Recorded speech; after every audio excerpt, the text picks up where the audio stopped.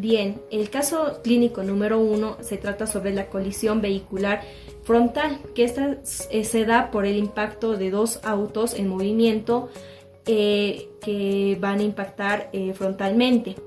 En este caso nos da dos víctimas, uno que es de sexo masculino y otro que es de sexo femenino.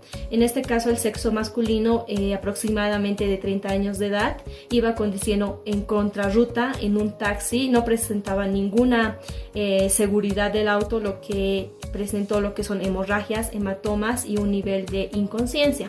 Por otro lado, nuestra víctima femenino, que de 25 años de edad, presenta lo que es las piernas atrapadas en el auto, contaba con toda la seguridad y presenta lo que son dolores a nivel cervical. Por otro lado, la evaluación inmediata simultánea no va más allá de 10 segundos, por lo que se le valora de pies a cabeza, viendo el nivel de conciencia, temperatura corporal, la respiración, inclusive la palidez. En este caso no vamos a dejar de lado lo que es el ABDI, que es el ABDI. El A es cuando nuestro paciente presenta un nivel de conciencia tanto verbal, ocular y motora.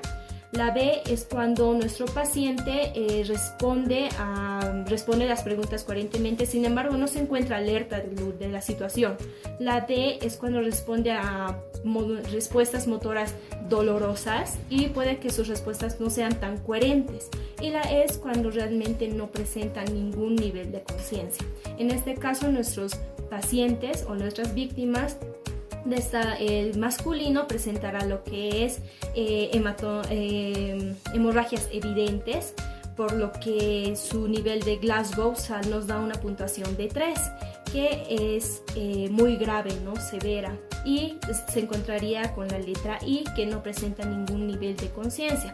Por otro lado, nuestra paciente o víctima femenina presenta lo que es la letra D, ya que responde a estímulos dolorosos por nivel cervical y puede que sus respuestas no sean tan coherentes. Sin embargo, nos da una puntuación de 11 en la escala de Glasgow, que esto es un poco moderado. Es completa y es la que necesitamos usar para identificar las posibles lesiones que existan en el paciente y si estas son de riesgo vital, y también para observar si está en un estado de inconsciencia, para ver si existen distintos fenómenos cotidianos. En estas debemos poner en práctica el ABCDE del manejo del trauma, A, que es el manejo de la vía aérea y el control de la columna. En esta podemos hacer el barrido manual, pero primero debemos poner al paciente de posición horizontal o echada para poder hacerlo, la maniobra frente-mentón y la maniobra de tracción mandibular, que esta consta en poner las manos en ángulos mandibulares y realizar el movimiento hacia arriba. Esta maniobra solo es usada cuando el paciente tiene trauma facial o macizo facial. Después de ello, tenemos que hacer el control de la columna, poner en un ángulo recto desde los pulmones hasta la boca para que la respiración sea más fácil para el paciente, y porque así podemos evitar una lesión del cuello o columna. B es la evaluación de la ventilación y respiración.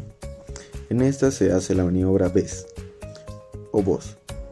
V, que es ver.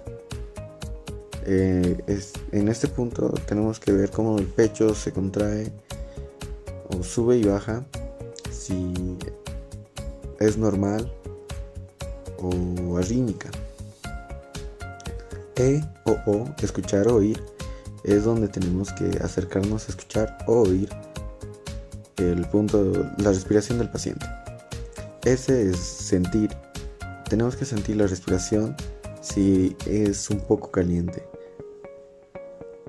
Después ponemos el C, que es evaluar la circulación y el control de las hemorragias. Acá tenemos que checar el pulso, si existe presencia de pulso carotidio o pulso radial.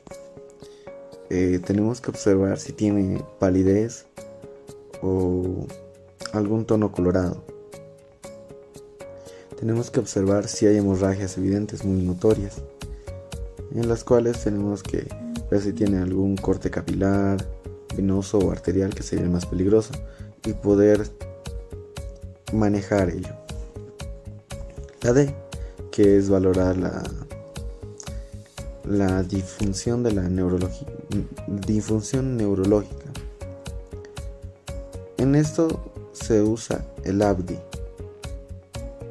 que es la evaluación que se hace para poder llegar a la Glasgow, que es completamente medir el nivel de conciencia y clasificarlo en moderado, grave o severo. Por último, la E, que es la exposición y el empaquetamiento.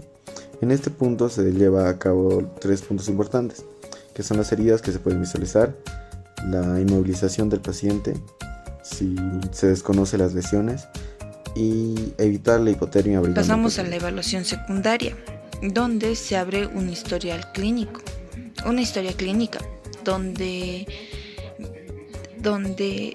hay que ver si hay antecedentes y saber qué ocurrió y qué causó el accidente y cómo fue. Hay que, en la evaluación secundaria, se realiza si hay trauma cesado o penetrante. Hay un examen encefalocaudal, hay que revisar el pulso, si hay todavía movimiento y si es de urgencia, si hay hemorragias, más se encargan los expertos. Después de examinar a nuestros pacientes, podemos determinar qué tipo de atención necesitan. Existen 2 tipos de atención, la atención mediata y la atención inmediata. La atención mediata es aquella atención que podemos brindar a personas cuya vida no corre riesgo.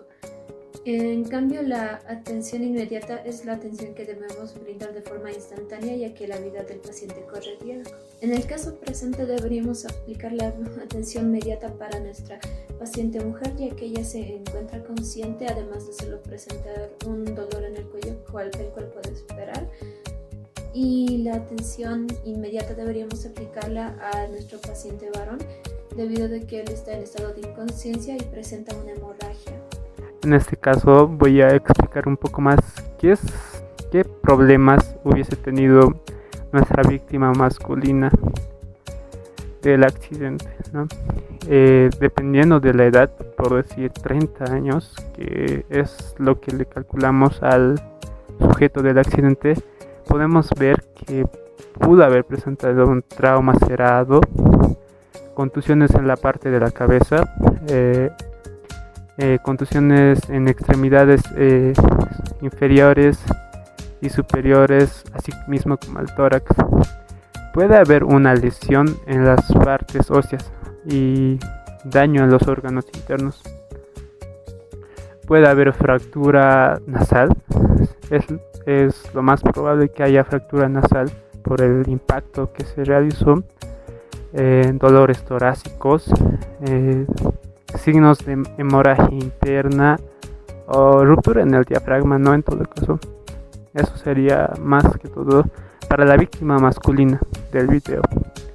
Y en la víctima femenina, que tiene una edad aproximadamente de 25 años, se puede detectar, contusión cerrada en la cabeza, fracturas en extremidades superiores e inferiores,